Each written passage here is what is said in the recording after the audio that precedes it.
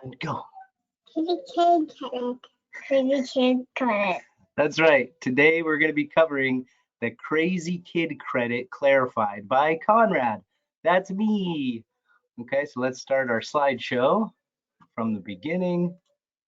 Swap presenter. There we go. Okay, so now we see our presentation, and I love you guys, but it's time for you to go.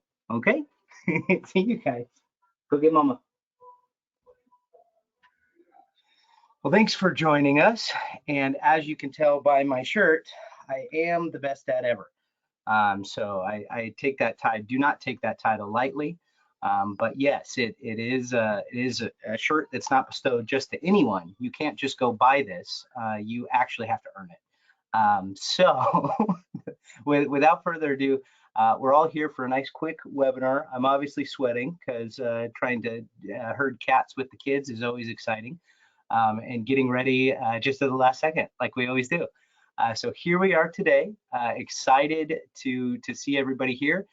Basically wanted to take a second to talk to you guys about the fact that there is an advanced child tax credit that will be showing up in your bank account if you are eligible starting tomorrow, and depending on a whole bunch of other things. So wanted to take a second. We've been getting all sorts of emails, phone calls about this. What should I do? What do I qualify for? What's it going to take? What's it going to be? So with that, wanted to take a minute, not a regular webinar. This isn't going to be an hour long. It might be 30 minutes, probably less. And basically focused around the idea that there is new tax legislation that was passed back in March 11th, the American Rescue Plan Act, that had some interesting changes. In one specific area is the advanced child credit. So simple answer, because there are a lot of ins and outs to all of this, is that 30 million households will begin receiving monthly payments starting tomorrow without any further action. So a lot of the questions I got was, oh, I didn't opt in for that, I'll be all right, right? Well, it depends. If you filed your 2019 return, they're going to use that one. If you haven't filed as long as you haven't filed your 2020 return. And with that, what they're going to do, and what you may have received, and what actually sparked a lot of these conversations, was a letter from on White House letterhead that said, hey, we've got this coming, you may qualify. And they kind of sent that to everybody. 30 million households will actually get it. They sent it to 36. So there's a couple people on the bubble that they weren't quite sure about, that the only way that they could to make sure their bases were covered was to send that letter. I've been told, or I've researched in preparing for this, that they're planning on sending out a second letter that's a little more specific, because that one basically said, hey, you've got a dependent on a return recently. It didn't say how many, didn't say how old, didn't say anything. It kind of just said, hey, you might qualify for this. Their plan is to send you another letter in the next month or so. We'll see how it goes tomorrow, if people actually get paid on the 15th. I'm very skeptical about the entire process, because as far as the IRS was concerned, they never really did advanced payments like this before the stimulus payments. Now they have a little bit of practice with it, with 1, 2, and 3, and the upcoming possibly 4, where they're getting better. They've gotten our direct deposit information. They've gotten non-filers to file so that they'd have some information to go off of, but basically they're going off of your past return, your most recently filed return. So yeah, long story short, that's not really a simple answer like the slide says, but 30 million households will begin receiving money starting tomorrow, and be the 15th of every month until the end of the year. We'll get into those specifics in just a minute. How much, you say? Well, if your child is under 7 would be a better, so already finding a correction I need to make to the slide. But any child under 7 is going to qualify for a $300 check every month. And I say check, but it depends. If you've given them direct deposit information, if they have that information for you, it will show up in your bank account that you gave them. If you didn't, we weren't sure in the beginning, because we covered this last webinar in the American Rescue Plan Act webinar, that there wasn't really guidance on that, of how they were going to get it to us. Now they're saying they will mail a check to us if you have not given direct deposit information. If that scares you as much as it does me of lost mail, of them taking forever to send things out, there are some solutions that I'm going to point you to in just a minute that will allow you to give them your direct deposit information. Never has the IRS been this tech savvy. They created a website for this back in June to start the process going, and it continues to build as they run into issues or need further clarification. So I do have to give them a round of applause. There we go. To say that they are trying. And the whole idea was that we're going to give you this money now, just like the stimulus money, to help you get through these hard times. So how is that going to work? Well, 50% now and 50% when you file. What does that mean? Well, just to make it simple, we'll stick with one kid under 6, and that would mean they technically qualify for the new credit, and that used to be $2,000. Now it's $3,600 if your kid's under 7. It'll be $3,000, so only a $1,000 bump if your kid is between 6 and 17.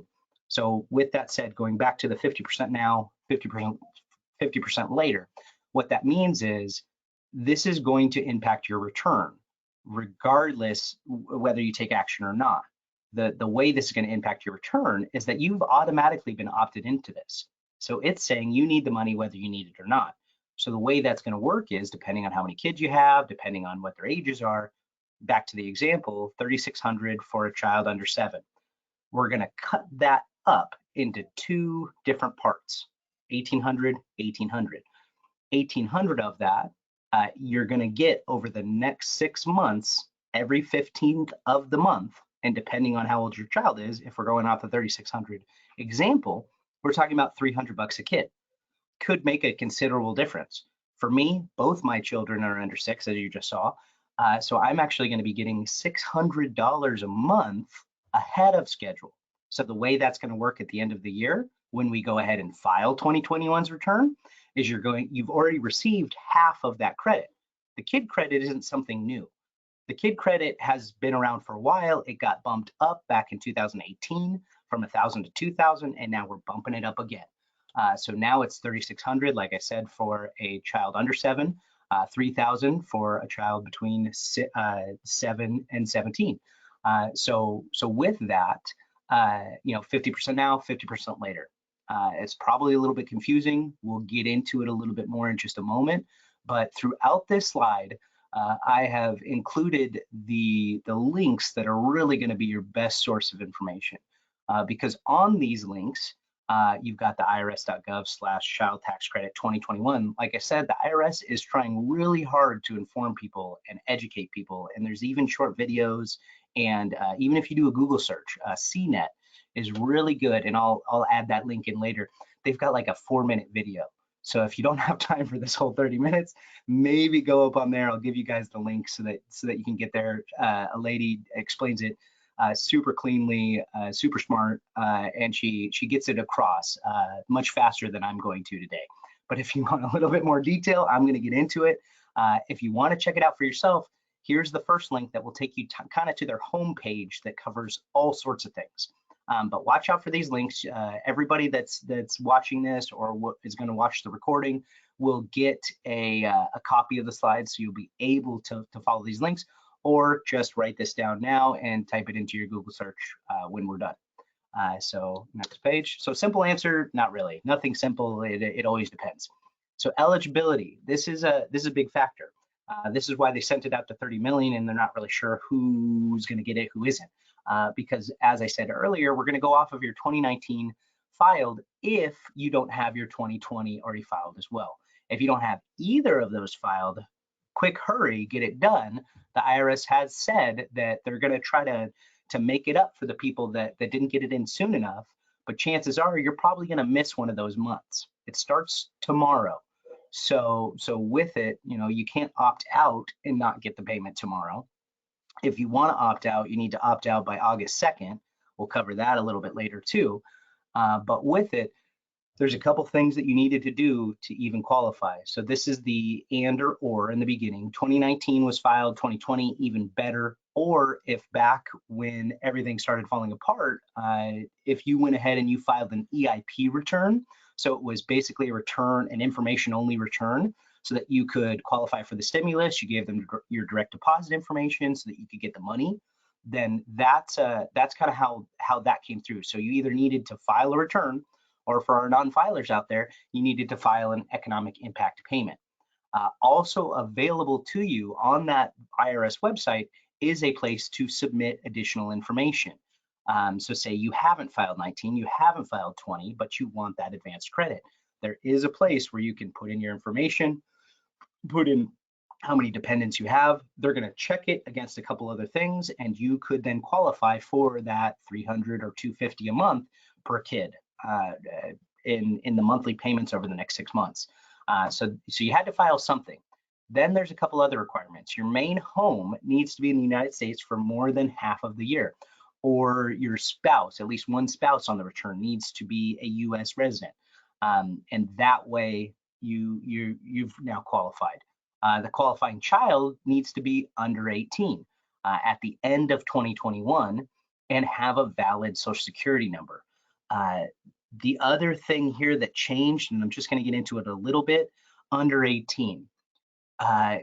Time was, and if I've done your return before, or you worked with Kathy or Chris, we'll always talk about, you know, what you qualify for as kids are incoming out. This became a pretty big deal when the kid credit went from $1,000 to $2,000, but it only happened if your child was under 17. So not only are they doing advanced payments like they've never done before for this credit, they've also extended it by a year, and that's kind of crucial because a lot of times when the child turns 17 in that tax year, they're no longer a child credit. They don't get the $2,000. They're now a other dependent credit, meaning you're an adult now, although you're not 18, you're 17. You no longer get that more preferential 2,000 kid credit. You get the other dependent credit. So if that happened in 2020 and we filed that return, that kid credit was different. That kid credit already turned into an other dependent. But say they just turned, no, that's a bad example. So you would have already gotten the kid credit. Moving into 2021, your child now turns 18 at some point in 2021. Now they are another dependent, but you get one more year if they're turning 17 for them to get the full credit. So it requires your child to be under 18 at the end of 2021 for you to be able to get this advanced credit. It's not saying that the other dependent disappeared. It's still there. It's $500, but you're not going to get in it advanced. And in advance, there you go. That's kind of tricky to say. So I'm going to open up the door because it is hot and the kids are now gone. So it's a quiet house. So with that, you know, they have to have a valid Social Security number. They have to be under 18. And before that would have had to be under 17 to get the credit. So I don't think I've explained that well, but we can talk about that more in detail later. And the last big one here is made less than certain income limits. So thresholds do apply. So if you're making over $440,000 as a married filing joint, you will not get this credit. Maybe one of the reasons why you want to follow one of these links and opt out could be in 2020, you didn't make so much money. Not a lot of people did. And then 2021, you got back to it. You now are making more than you ever have. So they think off of your 2020 return that you qualify for some of this credit. This could come back to bite us in the future. Going back to the 50-50, 50% now, 50% later, the benefit of them doing that is that they're going to stop a lot of people from getting credits that they shouldn't have gotten, therefore needing to pay it back come tax time. So let's take a second and talk about that. The 50-50. 50% now, 50% later. If you opt out, you'll get 100% later. But the way they factor that in is they're going to take your 2021 adjusted gross income. And if we're over the thresholds, then we income out of getting that credit. If you got the credit for those 6 months, you already got half of it. So if you start to income out of some of that, but not all of it, that just takes that 50% that you were going to get later and it just shrinks it. And as long as there's still enough money in that 50%, then you won't have to pay any of it back. But say you don't get the kid credit at all, but they've already given you $1,800 because you've got a kid under six, under 7, then you're going to have to pay that money back. So a reason to be paying attention, a reason to opt out. If you're way under that threshold, you have nothing to worry about because it's only half of that credit. So hopefully that makes sense. But again, eligibility, they have an amazing calculator on the IRS website. So click this link right here and it'll ask you a few questions. You'll get through it. And then at the end of it, it'll say, yes, you qualify. No, you don't. If you do, then it's going to recommend that you, oh, and by the way, it's my birthday, so my grandma's calling me. So happy birthday to me. I'll have to call some people back. Let's keep this webinar short so that I don't miss too many calls. Yes, this is really your tool here. We sent out an email that kind of sparked all the conversations that we've been having with clients about a week ago saying, hey, here's a bunch of awesome links from the IRS. It depends, of course, so click through and find out. Everybody, of course, wants to know, well, how does this impact me specifically? What am I eligible for? Yes, we can help you get there, but at the same time, you can help yourself.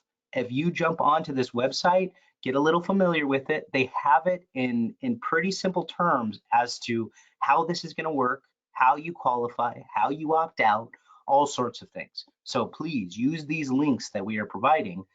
Yes, I can answer some of the questions, but this is actually a changing, this is still taking shape. They passed it in March 11th. Now they have to actually implement it. Now we'll see if we actually get paid tomorrow. There's a lot of ifs, and I'm sure over the next couple months we're going to find out some more. They've already said that there will be additional things added to the website to count for babies that were born in 2021. You know, surprisingly, I think we might have another baby boom on our hands, and only time will tell. But we were all stuck at home for a little bit, and some couples have gone different ways, which is unfortunate. While other couples have added a new dependent, you know, depending on at what point in the quarantine or during all of this you got there. It's been 9 months past that, if you catch my drift. So now, if that baby is born in 2021, there is no tax return that they've been reported on. So they are your world, and I totally get it. You know, that's everything right now, and that's a good thing. That should be what it is. But the IRS doesn't know. They have no way of knowing. So there's not currently a way on their website to plug someone in, a new dependent. But they're saying by late summer, which a nice vague amount of time, we don't really know when that is, there will be an ability to add another dependent. And with that, even if you don't go on and do that, it's not as if you're going to lose the credit, you just won't get the advanced payment. So going back to the 50-50, if you don't end up telling the IRS that you have a child and you'd like to be part of this process, those are the only people that weren't automatically enrolled, then you can just take the full credit when you file. It'll be much like, if you remember, the stimulus payments on your 2020 return. We had to ask everyone, did you get it? Did you get it? And a lot of people were like, I don't really remember. I'm not sure. I think I got one. So we had to hunt down exactly what you got, because whatever you didn't get, you got in the form of a recovery rebate credit on that return. And in most of the cases, it either lowered your tax liability, it lowered the taxes due, or it even boosted your refund. So the way this is going to work is if you don't go ahead and opt in, you will still get that $3,600 credit. And I'm just going to silence my phone because I'm sure I'm going to get more of these. There we go. So yes, the $3,600 will come to you eventually. You'll get it in the form of a credit when we file 2021. If you want that money now, which I'm sure you do, kids are expensive. And newsflash, they only get more expensive as they get older, and the credits start to go away. So if you want that $300 a month, then you need to tell somebody. Chances are we'll miss a couple months and we'll just reconcile that when we file. But that's, you know, kind of getting into the weeds again. Eligibility is right here. You need to have filed a return, or at least an EIP return. You have to live here in the United States for at least half the year, and your child needs to be under 18 by the end of 2021 and have a valid Social Security number. But that last bullet is kind of a big one. Income limits do apply. So I guess we'll get to that in a second, because next we have automatic enrollment. If you pass the eligibility test, no additional action is required. You don't have to sign up. Like we said, you were already automatically enrolled, and you probably received that letter. That letter from the White House is a big indication that you most likely qualify for this. If you didn't get the letter, chances are it's not going to happen for you. But there's another way that it could. If in 2020 you still had a killer year, everything was going on, everything was awesome, just like the Lego movie, and then 2021 your income tanked, then you got let go, then you were on unemployment, then you had other things going on. If that gets you under that threshold, then suddenly from 2020, when you didn't qualify for these advanced payments or this credit, then you could. So with that, I believe the IRS is working on an ability to also have you enter in your information that way, but that's kind of on the honor system. And if we end up plugging that all in, they give us some of that money, we might have to give it back. So chances are, if you went down in income from 2020 to 2021, then we'll most likely be recapturing that later. So not at this time. But yeah, manage your payments. Here's another great link. And this is where you can opt out if you decide that you don't want to. We'll cover a couple reasons later as to why you would want to opt out or why you'd want to stay in. But if you want to change anything, this is the link to go to. This is where you're going to manage your payments. This is where you'll eventually be able to add a dependent and make other changes. This is where you do it. It's I want to spend a little bit of time explaining this. It's a little tedious if you don't already have an IRS login, if you don't already have a ID me. So I went through the process just to see how it went. It wasn't too bad, but you had to prove you need to show some proof of identification. So I had to scan my driver's license. I had to enter in my social security. I had to give him certain information that hopefully only I would know to be able to then get to the point where it says, would you like to opt out? There's a trick here. By the time you get to the end, if you go all the way through for yourself, in their infinite wisdom, they've decided to split this up between taxpayer and spouse. So technically, you've got, again, going back to the example of under 7, you're going to get $3,600, you're going to get $1,800 of it now, $300 a month. It's not just per kid, but it's per taxpayer. So technically, and we'll see on the 15th if they're depositing twice or if they're just giving you a lump sum. But technically, they're saying here's 150 for one, here's 150 for the other. And I guess this works if you're in the middle of a divorce, if you've got some other things happening that year where one might want to opt out, one might want to opt in, or want to stay in because everybody's been opted in. But with it, if you want to get out, you don't want any of this money, you needed to have already opted out last month, I believe before July started. So there's nothing we can do about this first payment that's coming tomorrow. But if you've crunched your numbers, you've talked with us, and you've discovered you want to opt out, go ahead and get on there. I've read that as long as you do that by August 2nd, so you got a little bit of time, you can even get the money, recalculate your budget, look at everything going on, and then make that decision. But if you want to opt out, remember that it's not only opting out for you, because I did have one client go through and brought it to my attention. That's why I jumped on to see what he was talking about. But he said, oh, it's telling me that my wife needs to opt out too. How do I do that? So with that, you both need to go through. You both need to go through ID me. You both need to provide driver's license, all sorts of stuff to get into their system, and then they can opt out too. Or else you're still going to get half of that payment until both of you are opted out. If you're a single filer with children, not an issue. Could be an issue if you swap kids year after year. So if you are in that predicament, I would recommend that you do not stay in the system. You opt out immediately so that you can get the full credit depending on who's claiming who come filing season. Because just like the stimulus, just like everything last year, and why I've said it was my toughest tax season yet, is there's so many changes. I don't want to say loopholes, but But so many things happening with all this that I can't imagine we can get this right. I'm guessing it's going to be a mess, just like when we were asking for, did you receive a stimulus? I can't remember.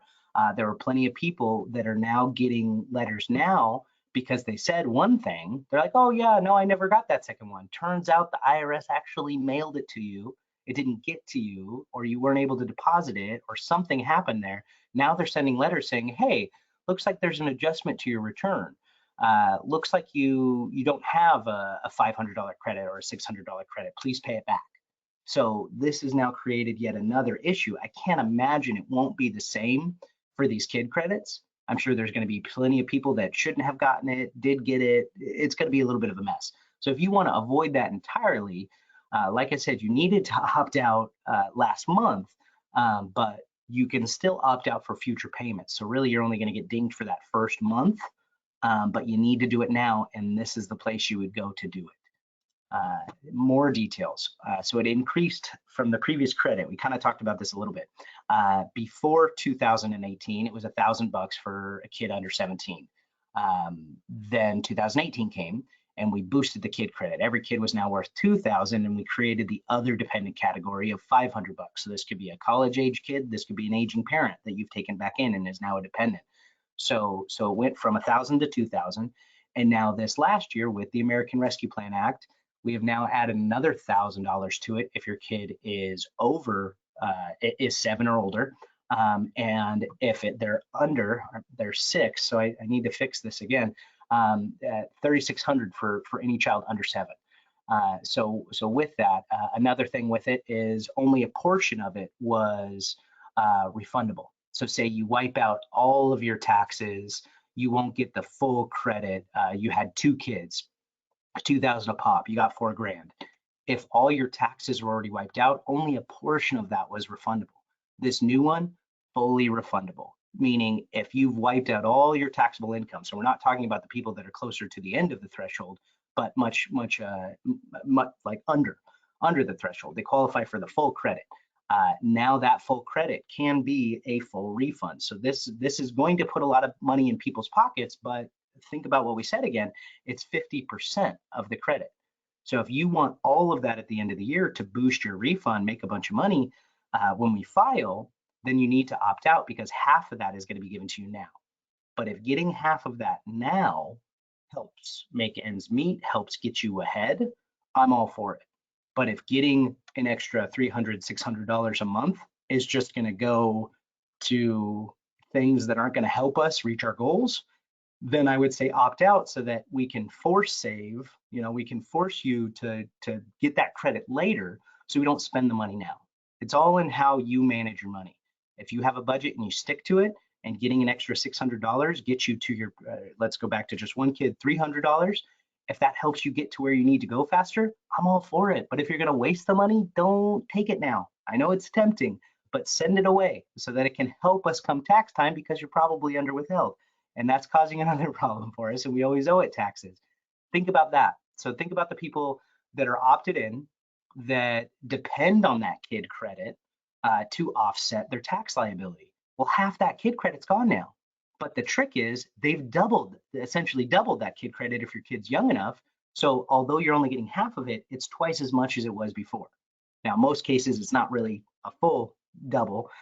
So it's a little less than that. But with it, yeah, this is a great opportunity, but we need to be paying attention. So some people are just going to receive the money just like we did back in 2018. Trump had said that everybody's going to be getting more in their paycheck. So what did we do? We lowered the withholding tables, meaning you didn't withhold enough and you got more in every paycheck. Did people really see that increase of $20, $100, what have you? Probably not. They probably spent it. And then come tax time, they were surprised that they were severely under withheld. Same situation here. There's a kid credit that normally saves your butt come tax time. Now it's been cut in half or doesn't exist at all if you've used all of it. We find out that you made more money. Now that 50% that we were going to get when we filed, that gets eaten up. At least we don't have to pay it back, but now there's no credit at all. Think about how that's going to impact your tax return.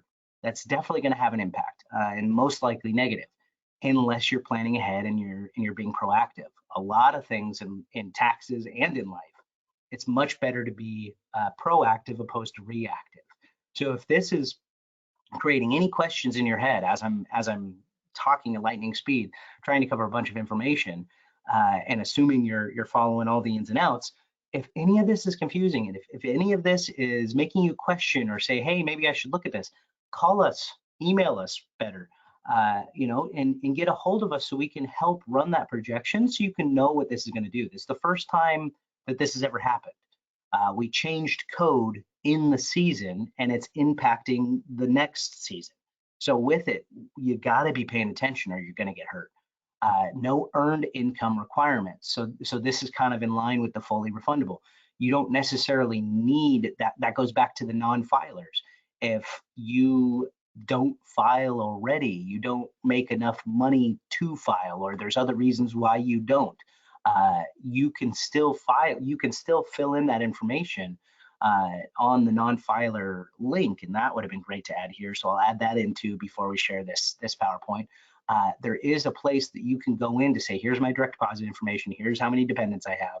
They're obviously going to still need social security numbers, they're going to need all sorts of stuff. And if you've been hiding from the IRS and now just show up for this return, you could have other issues popping back up, but you might get some advanced kid credit payments, and you might get some stimulus. There could be all sorts of reasons. This last year, 2020, that return got a bunch of people to file that haven't filed in forever, because that was how they could recoup some of the stimulus that they qualified for. That's how they could now get into the system for this advanced kid credit or child credit. So there are a lot of reasons to file. If you haven't filed your 2020, let's get to it. If you've strategically extended your 2020, now might be a reason to wait a tiny bit longer, especially if you're seeing your income increase year over year. If 19 was low and it gets us the max and we're smart with the money, then we file 20, find out that actually you had more income, we might have to pay some of that back. But if that, again, going back to, if you're managing your money, if you're on a budget, if having that extra money now gets us out of debt, out of other things now, then we can prepare ourselves to know that we're going to probably have to pay some of this back in the near future. And you'll be okay because you planned, because you were smart about it. So yeah, expending qualified, what do we got here? So this goes back to what we've talked about, where before, once the kid turns 17, you're out.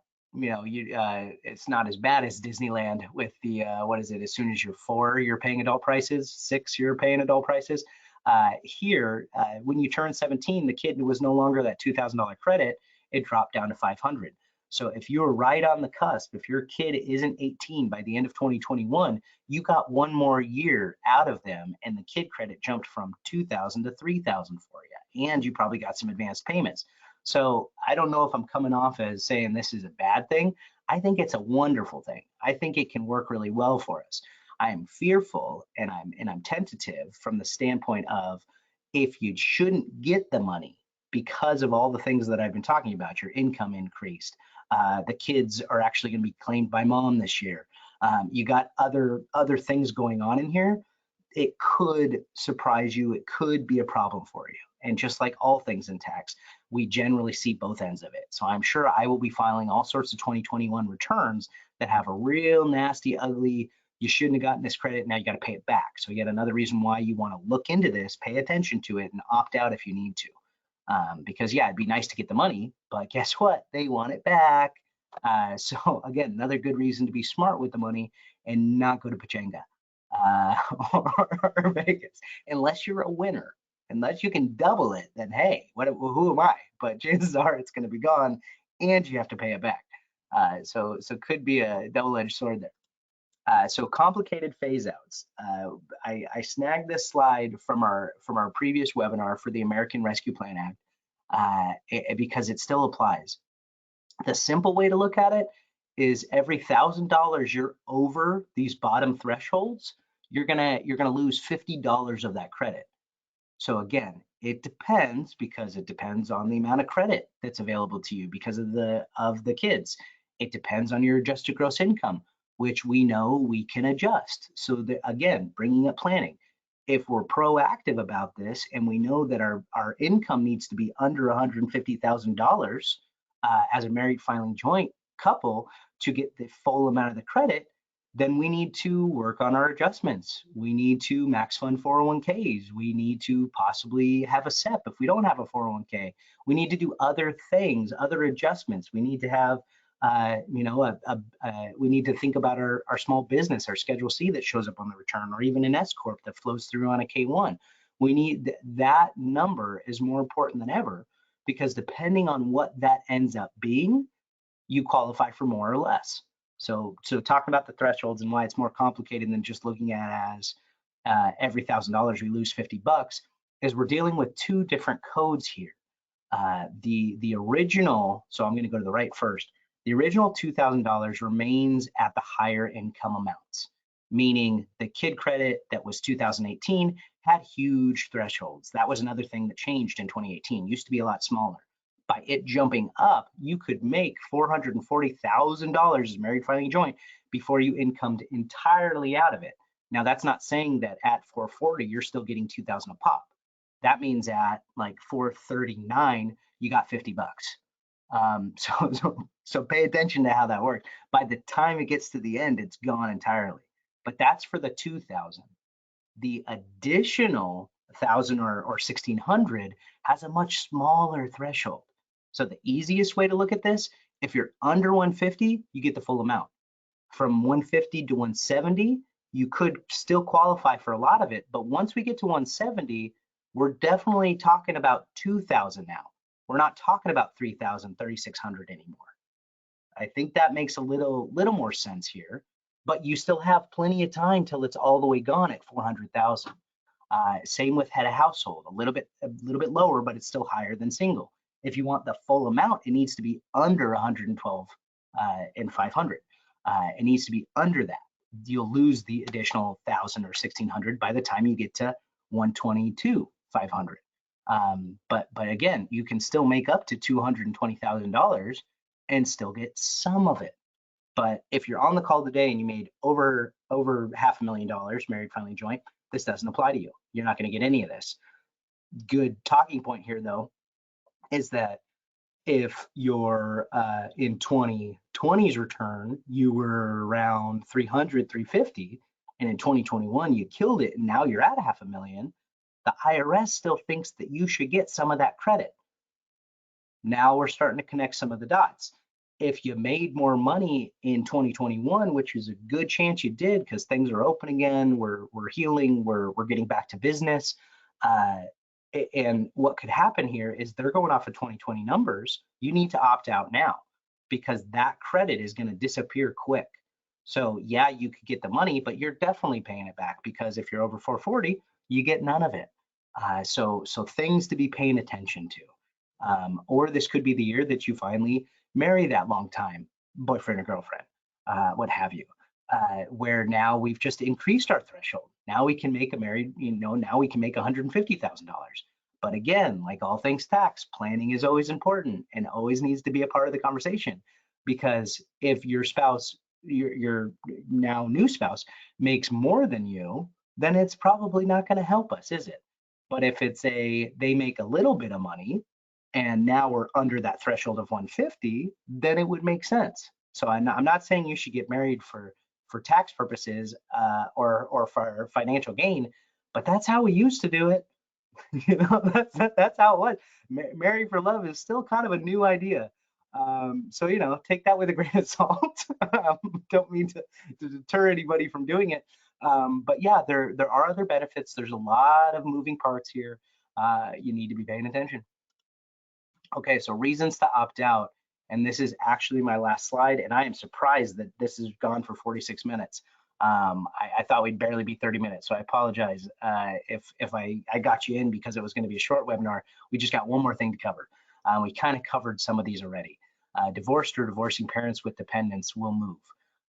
So this is you're already divorced and we swap the kids back and forth. You're getting a divorce. And now we're going to either do a married filing separate or a single return, depending on when that divorce was finalized. The courts have been closed. Everything's taking longer to do everything. to do anything is better. So with it, you could be tied up in court. It might go another year, so you're still going to be filing together, or you do a married filing separate. It's already going to be a messy return. It's already going to be trouble, and we're going to have to work hard to make sure everything connects. So one way to make it easier for you and to make it easier for us, just opt out. Don't receive any of the payments. Just figure it out when we file taxes. That's an easy way to do it. I've mentioned this a few times. Income going up in 2021. If you've now made more money, and that's going to be enough that you're not going to get any of the credit, any advance payment you receive that the IRS thinks you should be receiving now is going to hurt us in the long run. But again, if you can be smart with the money, maybe you don't.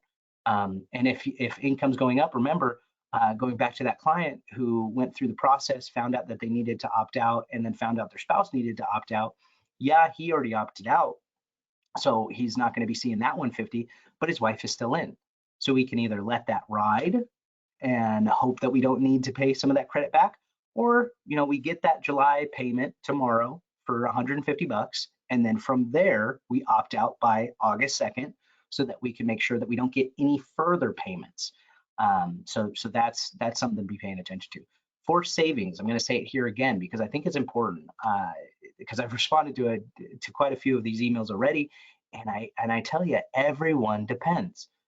For me, I was originally thinking I wanted to opt out of all this because I like getting my massive kid credit come tax time, because even as a tax professional, I don't withhold enough money to cover my taxes.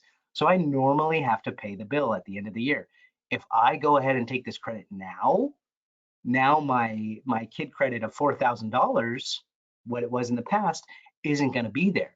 But after looking at the numbers for myself, I figured, well, I'm still going to get 3,600 because I've got two under 7. So why wouldn't I do this?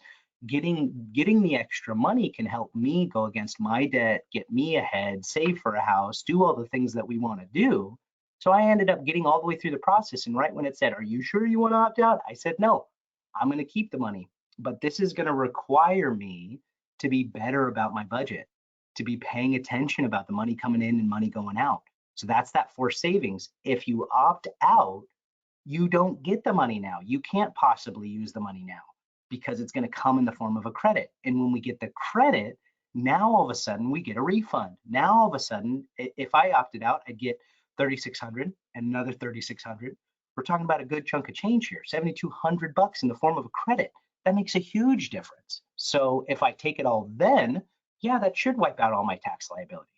But during the year, if I was forced because I couldn't make ends meet to now rack up credit cards, take a personal loan, do other things, then having that money during the year might have helped me stay out of trouble. So it always depends.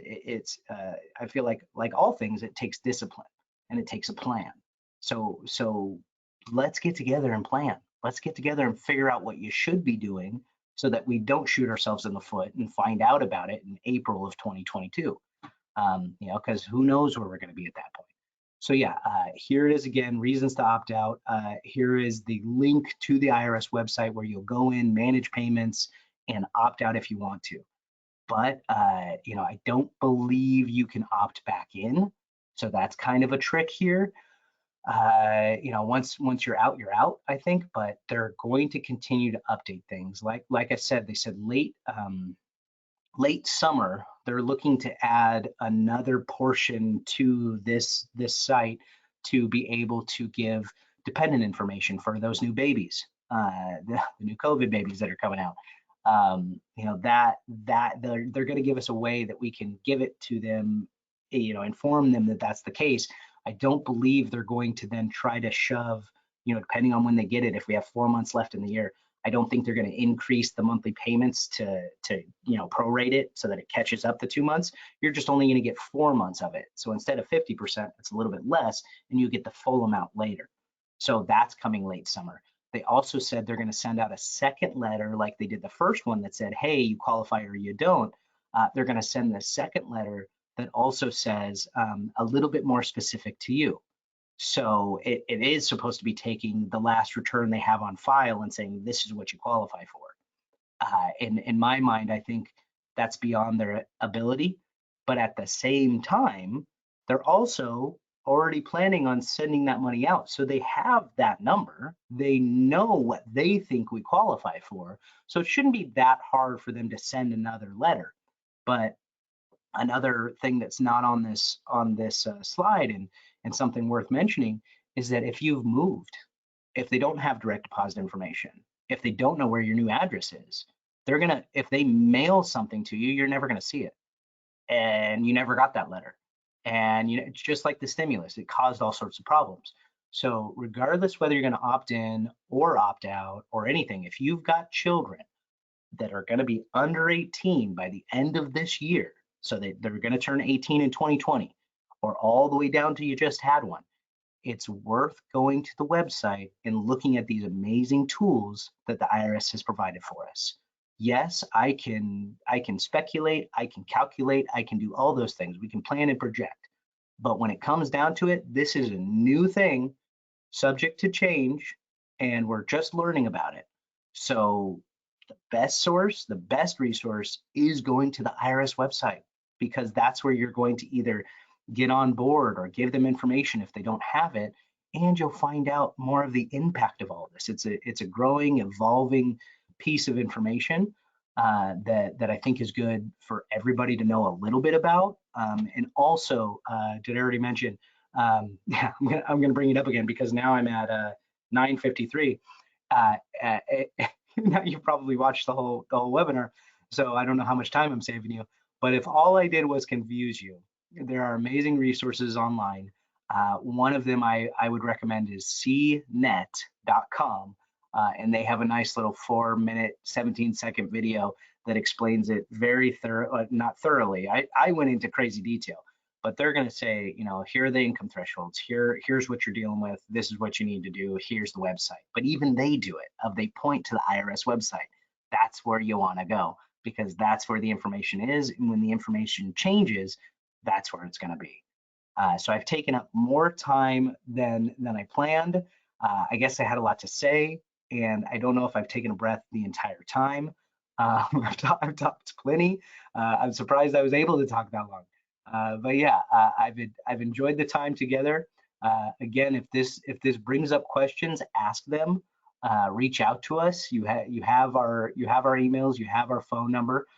But again, I'll give you mine again if you want to write it down, and I'll add it into the opening credit. Conrad at ytmtax.com, and let me know. Let me know if you have questions. We're all in this together. We're all getting through it together. I would hate to have another year where I have to surprise you with bad information because we weren't paying attention. Because yeah, things are changing, things are morphing. Now is the time to act, to make a better outcome for your future. So I don't know if you saw it because I didn't do what I meant. So best dad ever, like I said, and I'm still sweating profusely. But that's what dads do, you know. So thanks for sticking with me for the entirety of the webinar. If you have questions, let me know, and I'll see you again soon.